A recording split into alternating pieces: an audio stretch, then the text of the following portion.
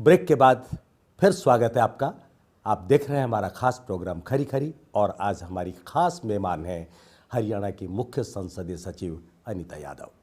Captain Ajay Yadav को अगर सिंचाई मंत्री बनाने से समस्या का हल निकलता तो यहाँ पर खाती खाड़े जो, क्योंकि मैं इसलिए मैंने जिक्र किया कि वो यहाँ पर लोकल थे और लोकल के नाते वो समझ सकते थे इस इलाके की समस्या को, और उन्होंने काफ़ी दूर दूर तक जाकर नाले और ये वो बनाए, पुलिये बनाए। यहाँ पे हमारे बहुत समस्याओं का समाधान हुआ।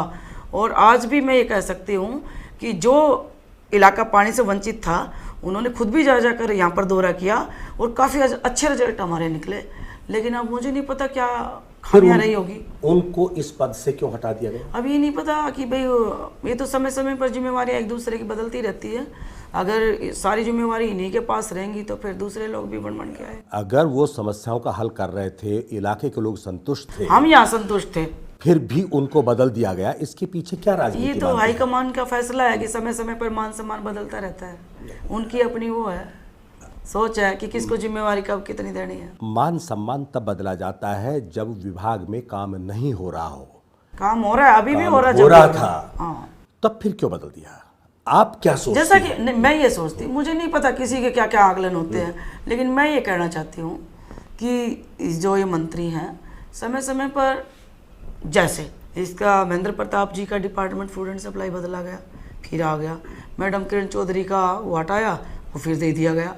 तो ये तो समय समय पर पार्टी की पॉलिसीज हैं, हमारे हाईकमान की पॉलिसी है कि समय समय पर अलग अलग तरह की जिम्मेवारियां देनी चाहिए ताकि उनका तजर्बा बना रहे।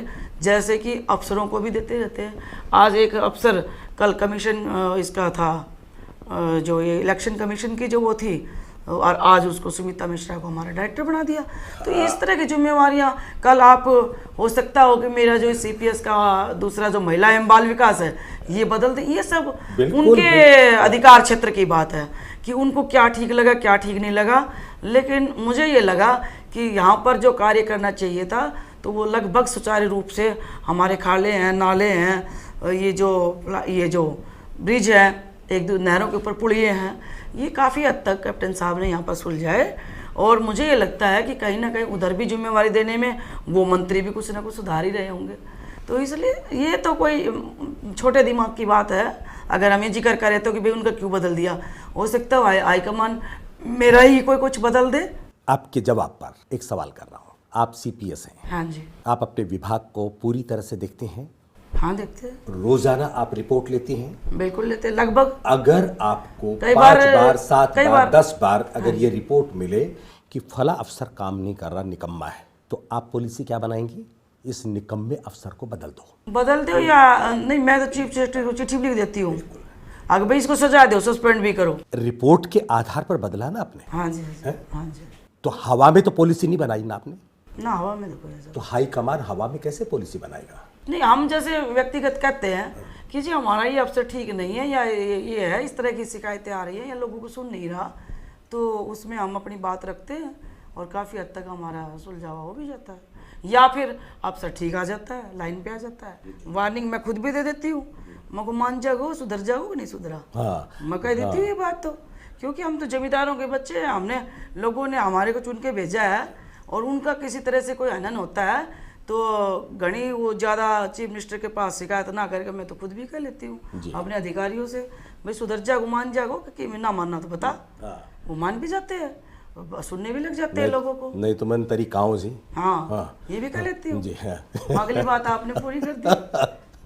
लोगों ने जो बनाया हमारे को इतनी उम्मीद से, आज 3 बार विधायक बनी हूँ, 1 बार जिला परिषद की वाइस चेयरमैन रही हूँ, तो ऐसे ही थोड़ी सी बना दिया। उन्होंने तो सोच समझ के बनाया होगा कि हमारे अधिकार क्या है, हमारे कर्तव्य क्या है, तो हमारी ड्यूटी क्या है, हमें नहीं पता सब। तो इस तरह से, जैसे कि कल आपने अभी जिक्र कर रहे थे कि हमारी मंडियों में अनाज गड़बड़ कर रहा था बारिश की वजह से, अनाज ज़्यादा आने की वजह से, जगह छोटी पड़ने की वजह से, या कोई कारण रहे होंगे। तो फिर मैंने ऊपर तक फ़ोन करे, मैं को भाई आ जाओ, देख कर जाओ। मौके पे कल आए, मौके पे देखा और 50,000 बैग हमने कल करीना मंडी को उठवाए। पता लग जाता है, हमें कोई बताता है कि जी हमें ये समस्या है, उस समस्या का समाधान करने के लिए हम हमेशा तत्पर रहते हैं, रहेंगे। हमारे देश की अजीब समस्या है, अनाज ज़्यादा हो जाए मामला तो, अगर ज़्यादा हो जाए तो समस्या उसको रखे कहाँ, कम हो तो समस्या कि कम लोगों हो को गया। खिलाए कहाँ से? नहीं, बहुत है। परमात्मा की, प्रभु की बहुत अच्छी कृपा है कि पूरा अनाज है, पूरा सबको दाल रोटी सही वक्त पे सब लोग खा के सोते हैं। मैं तो ये कहना चाहती हूँ। आप हरियाणा की जो युवा पीढ़ी है, हाँ जी। उसको क्या संदेश देना चाहेंगे? युवा भाइयों को कहना चाहती हूँ कि वो पढ़ लिख के कामयाब बने, अपने अच्छे अच्छे इंजीनियर बने, डॉक्टर बने, पायलट बने। आज हर जगह आपने पता है कि उन्होंने तो फिर कहो कि चौटाला का जिक्र ले आती है बार बार। चौधरी भूपेंद्र हुड्डा जी जब से बने हैं, चाहे जम्बेश्वर यूनिवर्सिटी, 2 कमरा हम जम्बेश्वर यूनिवर्सिटी चलती थी, अभी भगत फूल सिंह की यूनिवर्सिटी देख रहे हैं आप, रोहतक की यूनिवर्सिटी देख रहे हैं, जम्बेश्वर यूनिवर्सिटी देख रहे हैं, यहाँ पे केंद्रीय विश्वविद्यालय। ये किसकी देन है? आपने बोला ना मुझे कि कितना समय चाहिए, तो हमने ठीक बोला कि नहीं बोला कि हमें समय चाहिए, कि कुछ ना कुछ हम प्रदेश के लिए करना चाहते हैं। हमारे मुख्यमंत्री जी, हम उनके साथ मिलकर काम करना चाहते हैं। क्या किसी ने ये सोच अनीता दी? जी, मैं ये कहना चाहती हूँ ना जी, आप बात पूरी हो जान दो। हाँ। आपने मुझे कहा कि युवाओं के लिए क्या करना चाहती है। किसी को पढ़ने के लिए कुछ साधन थे? हमारे बच्चे दूसरे प्रदेशों में जाके पढ़ते थे। आज मैं दावे से कह सकती हूँ कि हमारे बच्चे यहाँ पढ़ते हैं, पूरी तरह से नौकरियों में सपाटी मिलती है, साफ सुथरी बात होती है, साफ सुथरा काम होता है। अनीता जी, मेरी सोच बिल्कुल अलग है। जनता ने चुना काम करने के लिए, समस्याएं दूर करने के लिए। हाँ जी। अगर काम किया तो कोई मुख्यमंत्री, कोई प्रधानमंत्री इस देश पर या देश की जनता पर एहसान नहीं करता। नहीं करते। उसको चुना इसलिए, हम भी नहीं कर रहे। भजन कीर्तन करने के लिए नहीं चुना। हम भी नहीं कर रहे जी, हम भी काम करने की पूरी कोशिश करते हैं, लोगों के बीच में रहते काम नहीं हुआ, वो क्यों नहीं हुआ, इस पर सवाल जरूर खड़े होते हैं। कई काम जल्दी होने के होते हैं, कई लेट होने के होते हैं, कई काम ऐसे होते हैं कि होने के ही नहीं होते। ये भी कोई बड़ी बात नहीं है। कोई काम बहुत जल्दी हो जाते हैं और कई काम में टाइम भी लग जाता है। कई बार कोशिश कर लेते हैं तब भी नहीं होता, रह जाता है वो काम। अनीता जी, आप हमारे खरी खरी प्रोग्राम में आए, आपका बहुत बहुत शुक्रिया। Thank you sir. आज खरी खरी में बस इतना ही। अगले हफ्ते एक और शख्सियत से मुलाकात होगी। तब तक के लिए दीजिए मुझे इजाज़त। नमस्कार।